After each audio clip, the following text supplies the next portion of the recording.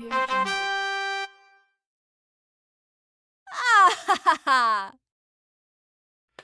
everyone, it's Dave here with Bluebears Games, and we are doing another episode of Blues Budget Battle Brews.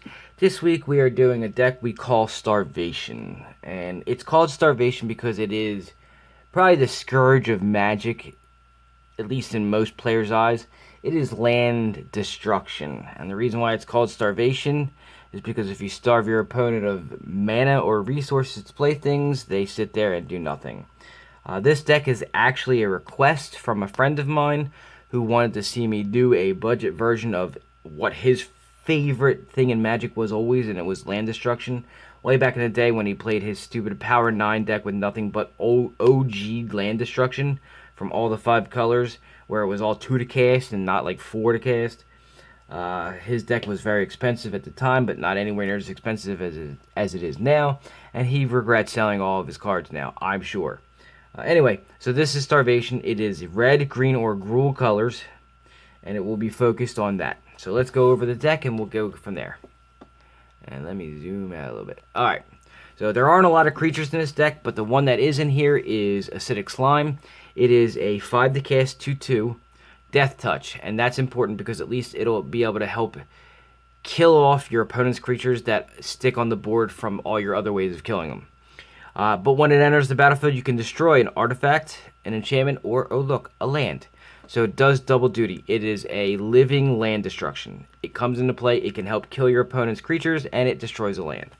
So that's the more expensive version, but there's a playset of them, as far as as far as mana value goes. Good old Stone Rain, we got a playset of them because it's one of the cheaper ones.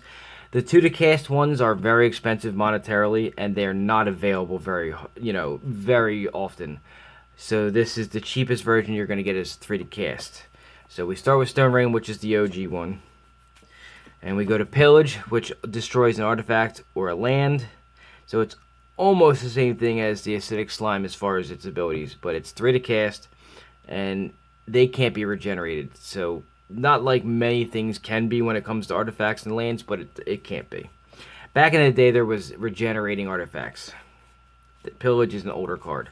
This is a newer version, but it is an older card. Rolling Terrain. It's 4 to cast, you destroy a land, and then it deals. Rolling Terrain deals damage equal to that controller, equal to the number of land cards in that player's graveyard. This is one of the ways you're going to do damage to your opponent so that you can kill them. Playset of those. Melt Terrain, again 4 to cast, destroy a land, and then it deals 2 damage to that land's controller. Again, more ways of doing damage as well as destroying land so you can kill your opponent for them. Pyroclasm is defensive. It deals 2 damage to each creature. That way, you don't have a lot of creatures. If your opponent has a bunch of little weenies, you're going to need to board wipe them. This is Red's way of doing it, is through what we call Pyroclasm effects, dealing damage to each creature. 4 of them in there. So if for some reason you're in a bind and your opponent's creatures are up to 4 toughness, if you need to, you hope to get a second one, you can play both in the same turn and kill the creatures. Breath of Daragaz, it's 2 to cast. It has a kicker of 2, meaning that for an additional 2 on top of the 1 red and 1 of any, you can pay 2.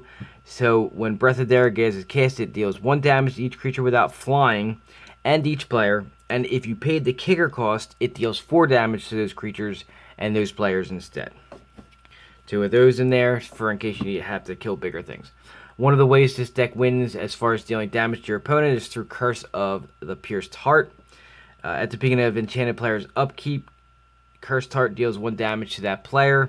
And there are 2 of them in here so that each turn, as they're not getting any resources because you're killing their lands, they're also taking damage, and they have what's called a clock.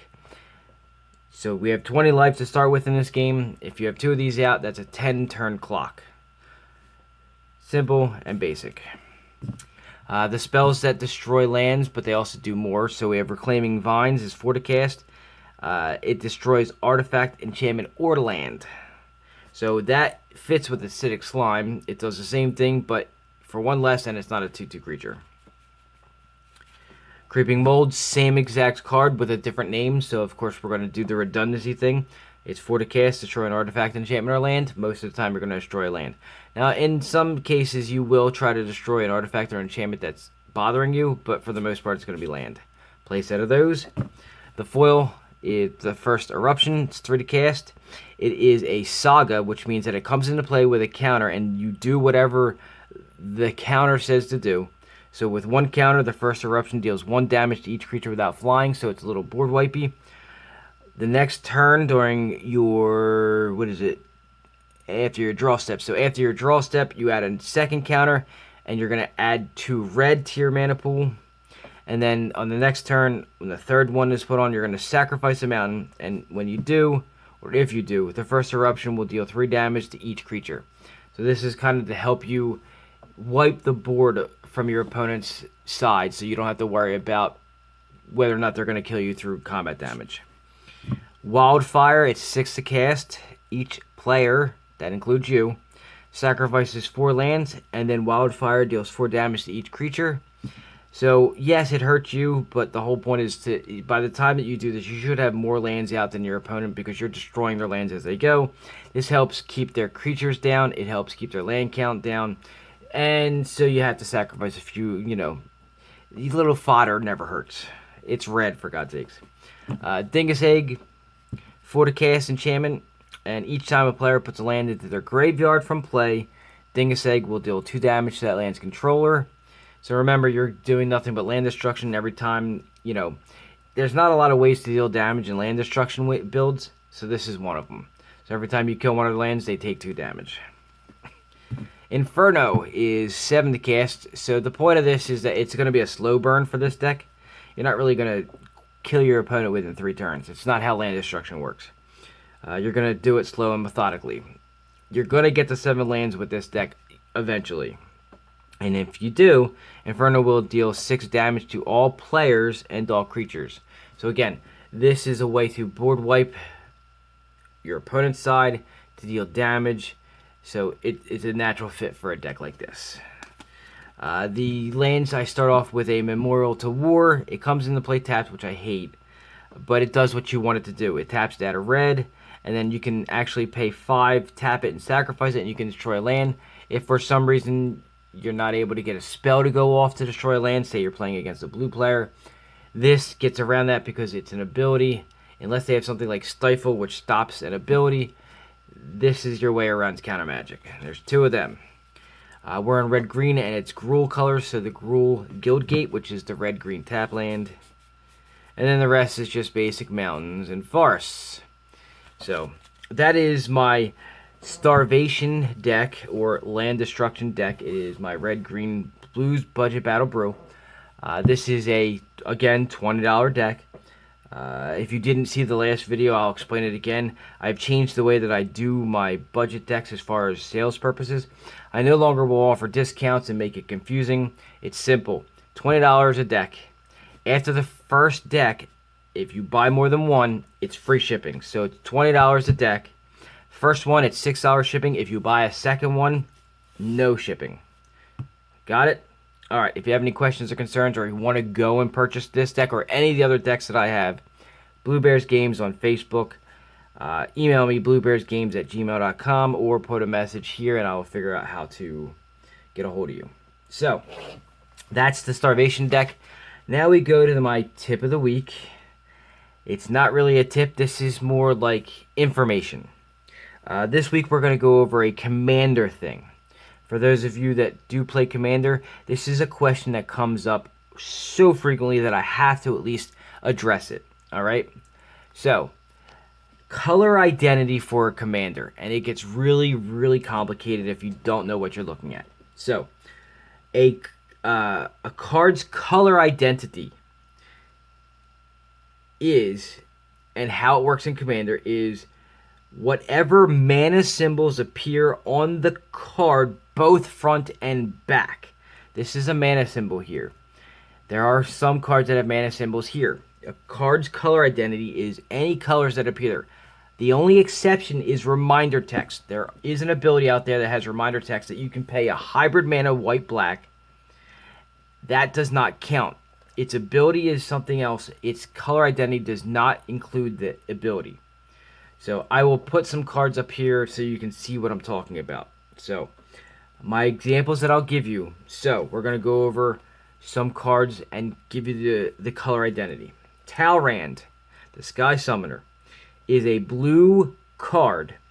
In Commander, it can be in a blue and colorless. And what I'm saying by colorless is any deck in Magic for Commander can have colorless in it. So just keep that in mind. When I give you the color scheme and what color identity they are, all decks can have colorless. So that's artifacts and things with that new diamond style color mana symbol.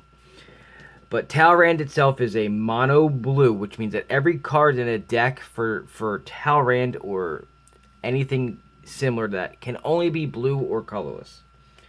There's some multicolor options, like for instance, and there's a couple different ways you can look at it. The Scarab God is a black and blue commander. It has a black symbol, a blue symbol, and then colorless symbols. It is a black and blue commander, and in commander you can only have black, blue, or colorless cards in it. Anything that has a mana symbol that is not those colors in the text or on the mana value section of the card cannot be played in it. On the flip side of that, Garuda. Garuda is also a black and blue commander, and you can have colorless with that. But it's a hybrid mana symbol, so it's a hybrid black and blue. It still can only have a deck. It cannot be in a monocolor blue or a monocolor black deck. It has to be a black-blue deck. And that's where people get confused. If it has a symbol on there, it can only go into a deck that fits that. Now, you can also put that in stuff that is, say, black, blue, red, because it still has black, blue in it. So keep that in mind.